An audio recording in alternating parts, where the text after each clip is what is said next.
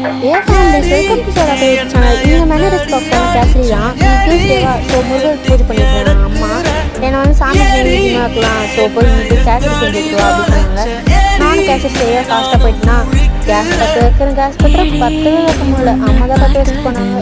So ஒரு pan வச்சுட்டு நெய் ஊற்றிட்டு ஒரு கப் அளவுக்கு ரவா எடுத்துருக்கோம். அது போட்டு நல்லா கோல்டன் ஃப்ரை பண்ணிவிட்டு அதே கப் அளவுக்கு தண்ணி 2 டம்ளர் ஊற்றி நல்லா கொஞ்சம் கொதிச்சு வர டைமில் ஏலக்காய் தட்டி போட்டு ஃபுட் கலர் சேர்த்து நல்லா கொதிக்க விட்டு ரவாவை போட்டு நல்லா கொதிச்சுட்ருக்க டைமில் நல்லா ஃப்ரை பண்ணிகிட்டே இருந்தோம்.